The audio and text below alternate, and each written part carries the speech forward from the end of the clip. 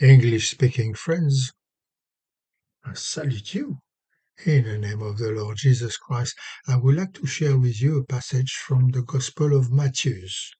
It's found in chapter 25, and I start reading from the verses 34. Come you who are blessed by my Father, take your inheritance, the kingdom prepared for you since the creation of the world. For I was hungry, and you gave me something to eat. I was thirsty, and you gave me something to drink. I was a stranger, and you invited me in. I needed clothes, and you clothed me. I was sick, and you looked after me. I was in prison, and you came and visited me.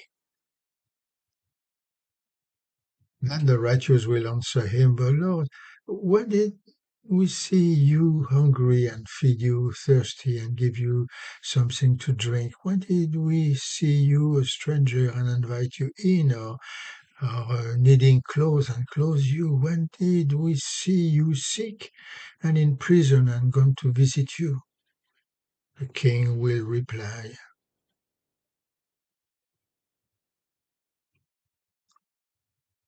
I tell you the truth, whatever you did for one of the least of this brother of mine, you did it for me.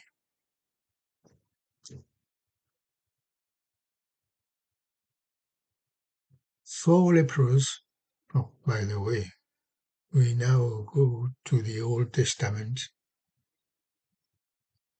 And in Isaiah chapter 58, verses 6 to 8, I'm telling you the story which I mingle with my message. So eventually, if you want to read that story in Isaiah, you can. But here we go. 4 lepers, Isaiah 58, verses 6 to 8. 4 leprous men were standing at the gate of Samaria. The leprosy is an horrible, disfiguring, and unbearable, painful skin disease. Today we have medication that can treat leprosy, but obviously this treatment was not available in those days for those pitiful men. I think the most horrible aspect of leprosy had to be the isolation that comes from it. Look in Leviticus chapter 13, verses 45 to verses 46. You'll see what I mean. In the Bible, God commands that the lepers be isolated because of the highly contagious nature of the disease. Those 4 leprous men were not just terribly lonely, but starving. You see, the famine had occurred because Ben-Hadad, king of Syria, had besieged Samaria. 2 Kings chapter 6, verses 24. The famine was so severe. We read in 2 Kings chapter 6, verses 28 to 30, so severe that people were eating their children. In the city, many people were dying. 4 men were not allowed to enter the city. If they decided to enter the city, they will be killed. If they are there to sit at the gate of the city, they will be killed. There were no possible way for them to get something to eat there. They could try to go and enter the camp of the Syrian.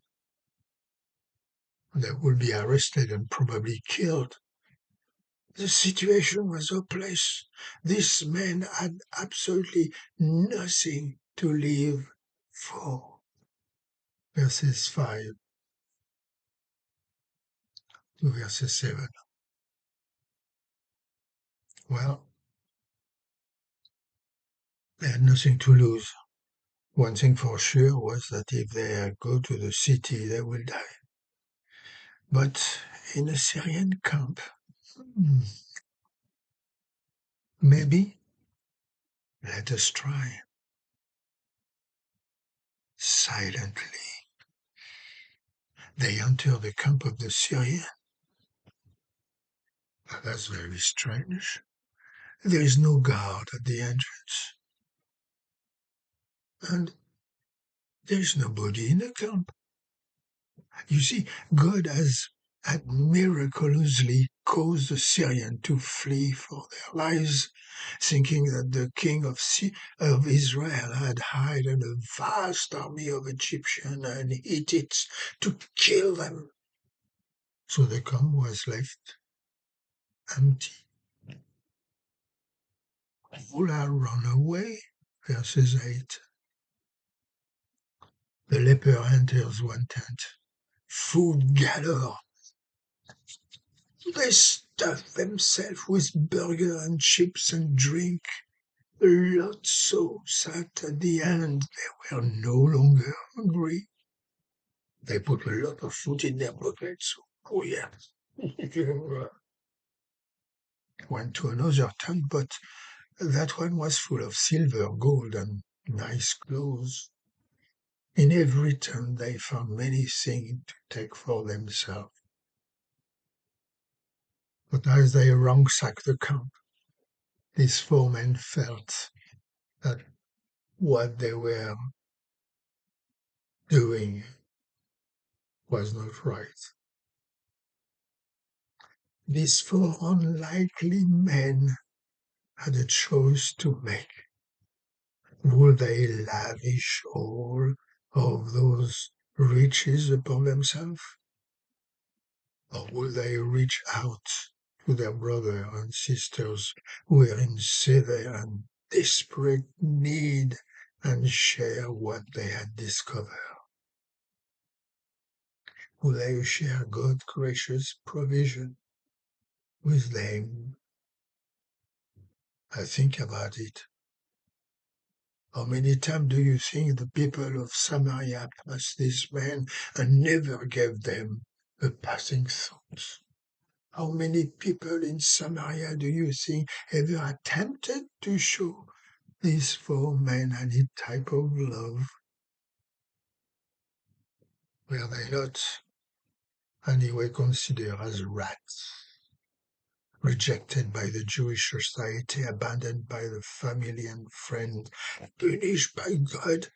Yet, even though they were cast out of their society and their world,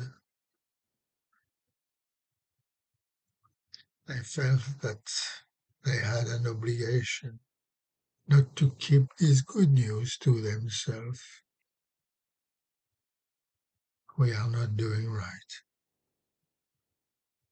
This day is a day of good news and we are keeping it for ourselves. The Samaritans dying in the city needed to hear the good news. These lepers had discovered through glorious food.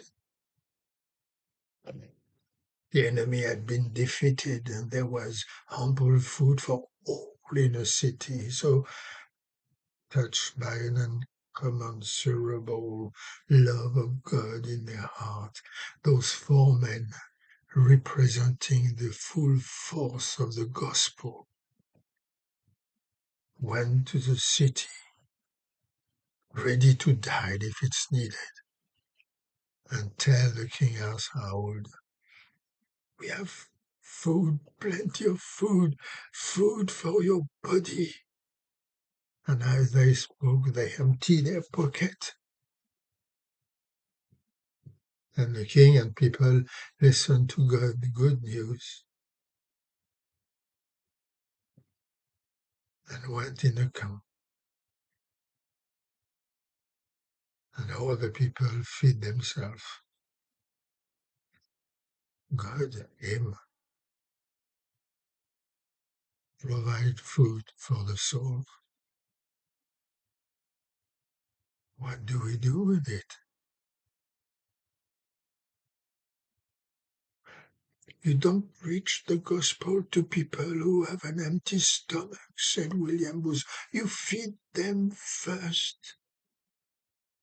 Then, and only then, You will tell them about Jesus. Listen, when you will wake up tomorrow morning in good health, never forget that you are more blessed than the few millions of children who will not probably survive this new week. If you found some food in your fridge, some clothes to wear, and you open your wardrobe, if you have a roof above your head and a warm and comfortable bed where to sleep at night, then you are richer than 75% of the poor people who live in this world. If you have a doctor who can look after you, nurses who can administer vaccine to you, a pharmacist who can provide you with medicine, a surgeon who can operate you, and a clean hospital, in a clean hospital, then you should count your blessing, because 3 billion of people are not as fortunate as you are. You see,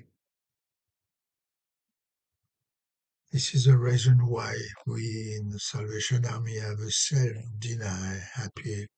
We are not asking people for money, but asking ourselves if we cannot share a little of what we have received, to pass it on to those who are not as fortunate as we are. What a blessing. We are not lepers, not rejected by family, friends, or country. We are living under a roof, eat some food, study, got a job. The poor have not chosen to be born in Burundi, in Central African Republic, in the DR of Congo, South Sudan, Somalia, even India. So why we who are born in a rich country should deny even a few pounds for those people? Why? The decision is ours, but remember what Matthew said in his gospel. He said that Jesus said that what you have given to them, you were given to me, but if you don't, then God will take it against you. So feed those who are in need, physically and then spiritually, to please your Father in heaven. God bless you. To take care.